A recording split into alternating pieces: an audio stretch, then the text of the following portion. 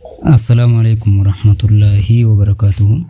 Barattoota keenya siira khulaasatu nurul yaqiin waraabbii jalqabaa darsii jalqabaadha asirraa jalqabna. Ad-dawrul awwal marsaan tokkoffaan min hayaati rasuulillahi sallallahu alayhi wasallam jireenya ergamaa keenyaadha. من حياة جرينيا رسول الله صلى الله عليه وسلم إرجما ربي إرادو بنجتور صلى الله عليه وسلم نغافر رحمني إسان الراها جراتهم. الأول ندرا سيدنا محمد صلى الله عليه وسلم جالا كenya محمد جتون نيو كجلولا جتون. qabxiin inni tokkoffaan caalaa keenya Muhammad jechuun huwa rasuulullaahi sallallahu alaihi wasallam inni ergamaa rabbiiti. Huwa rasuulullaahi inni ergamaa rabbiiti. Ilannaasi gara nama hundaatti ilannaasi kaafatan gara nama hundaatti ergamaa rabbiiti. Kan rabbiin of biraa ergate jechuudha. Eessatti gara kamitti gara maleekaatti ergemu gara maalitti erge ilannaasi kaafatan gara nama hundaatti erge gara insii fi jinniitti jechuudha. Wa aakhirul anbiyaa'i inni macarrachaa yookaan immoo xumura nabiyyootaati. Nabiyyiin isa boodan jiru.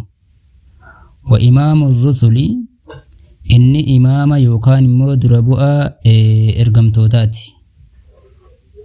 Aakhira nabiyyootaatis imaama ergamtootaatis. Nabiyyi jechuunii fi rusula jechuun maal jechuudha isa jedhu akkuma usula keessatti qaraanee dabarfanne. Nabiyyi jechuun nama beeksifni itti godhamee akkanni rabbiin gabbaru rabbiin beeksisa itti godhee garuu ammoo gara nama biraatti akka geessu isa hin ajajintu nabiyyi jedhama. Rusula jechuun immoo ergamaa jechuun immoo nama beeksifni itti godhamee akkanni rabbiin gabbaru rabbiin tokkicha akka gabbaru beeksifni itti godhamee ammoo namatti illee ergame of qofaa osoo hin taane akkanni dabarsee illee namatti himu kan ajajame jechuudha. Rusula jechuun ergamaa jechuudha. Kara nama gara ummataatti kan ergame. Kanaafu Nabi Muhammad macarrachaa nabiyyootaatisi akkasuma immoo imaama maaliiti? Imaama ergamootaati jechuudha.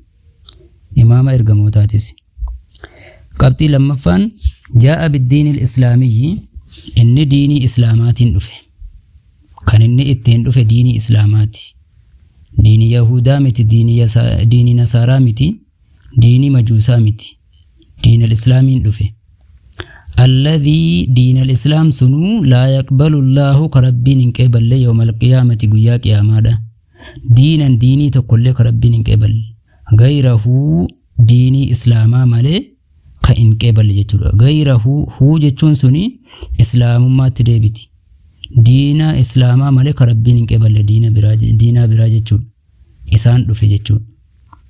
قبطين سرفان وهو إني من نسل سادات قريش ججبا قصوتا ور قريش الراش إني ججبا قصوتا قريش الراش من نسل جتون قصا سادات جتون ججبا قريش الراش أشرف قبيلة قصت قريشي الركب جمتو قصاتي في مكة المكرمة مكة كبجمتو كيست مالي جتون مكة كبجمتو كيست الرقودو يوكان مو الركبجمتو قصاتي جتشو دا قريشين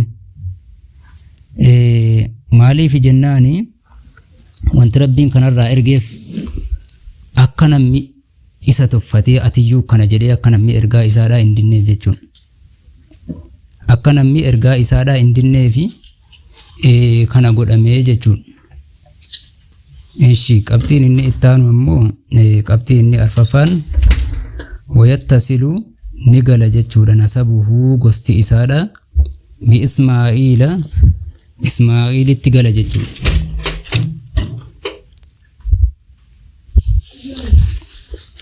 Gosti Nabi Muhammad ni gala bi Ismaa'iilitti dhaqee gala jechuudha lakkaa'amee naannoo akaakayyuu 25 immoo waan akkasiin fakkaata. Akkasiin dhaqee itti gala jechuudha Ismaa'il ilma Ibraahim itti gala dhaqee alayhima jara lamaan irraa haa jiraatu eenyurra Ismaa'ilii fi Ibraahim irraa haa jiraatu assalaamu nageenyi jedha. Qabxiilee arfan kana jechuudha Muhammad jechuun eenyu ka jedhuuf. Ittaansee as'ilatun jedha uumamma qaraanee dabarfannee bifa gaafiitiin dhiyeessa. As'ilatun gaafiidha jedha barattootaaf dhiyeessa kana barattoota deebisa. Man sayyiduna Muhammadun caalaa keenya Muhammad jechuun eenyu ni deebistan.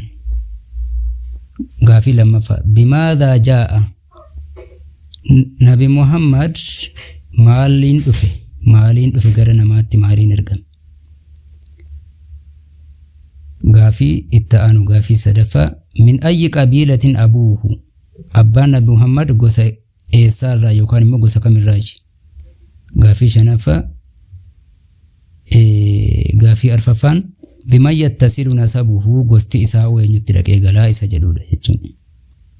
Eshi alkulaasatu cuunfaa waan amma dubbanni keessaa cuunfaa godhee baasa. Isin immoo akka qabxii ijootti qabatamti jechuudha. Sayyiduna Muhammadun caalaa keenya Muhammad jechuun huwa rasuulullaahi ilannaasi. Inni ergamaa rabbiiti gara nama hundaatti ajmaa'iina gara nama hundaatti kan ergame jechuudha. Jaa'a biddiin islaamiyyi diini islaamaatiin dhufe. Wahuwa inni arabiyyuun inni araba gosti isaa Qurayshiyyuun Qurayshiyyiidha.